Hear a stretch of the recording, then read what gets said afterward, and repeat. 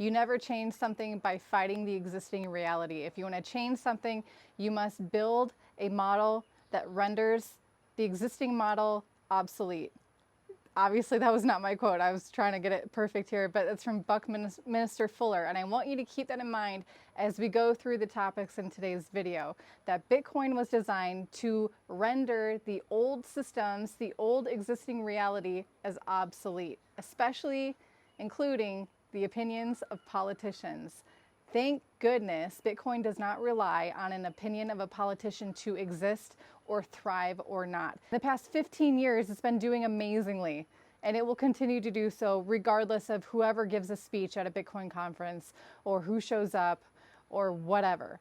Okay, let's get into today's video. The one other senator that has co-sponsored the DAMLA, D-A-A-M-L-A bill with Senator Warren, which would basically render decentralized wallet providers, miners, network validators as falling under the umbrella of needing to report for the Bank Secrecy Act, which means that those providers would have to, number one, collect and store and distribute a lot of information about the people who use those services, which I shouldn't have to tell you this, but that is impossible. That would automatically mean that all of these platforms would be illegal in the United States, which would not facilitate the growth of cryptocurrency infrastructure in the United States. It would absolutely drive it out of the United States. So Senator Roger Marshall has officially is no longer co-sponsoring this bill. There's no reason for this of why he's fallen out, but I mean,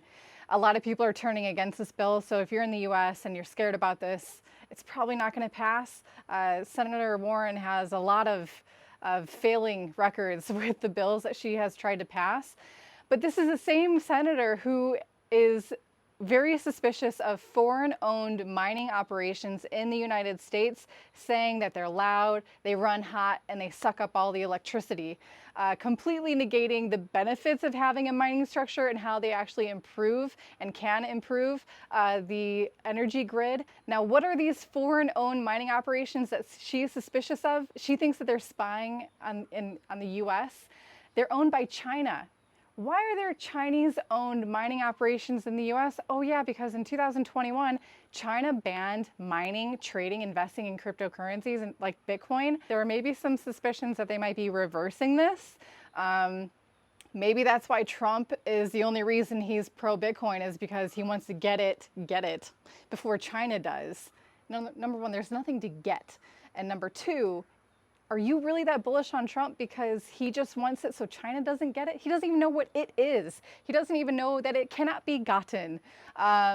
Anyway, remember, Bitcoin doesn't need a politician, thank goodness, because if it rested on the shoulders of people with knowledge like that, it would not survive for one instant. Now, I know I'm quoting Trump here because he's the one who said it, but this goes for any politician. I don't care what side of the line you're on.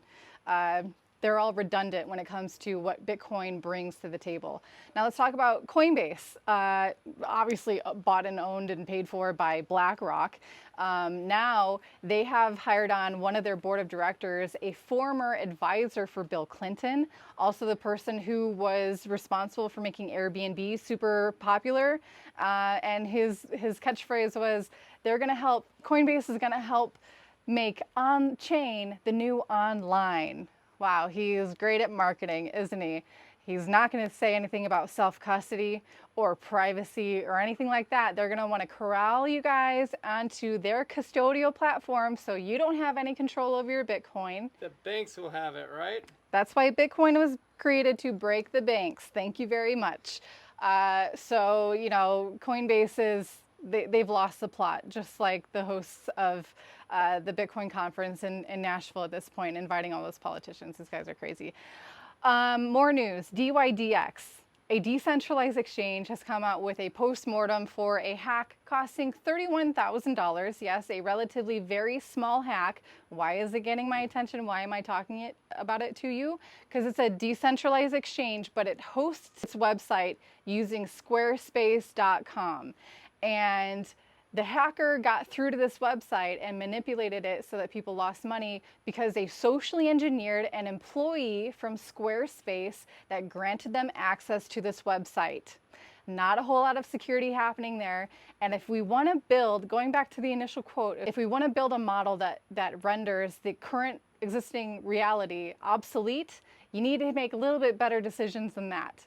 And there are people building better and making better decisions than that will actually solidify your ability to freely interact with your crypto and transact your value to whoever you want.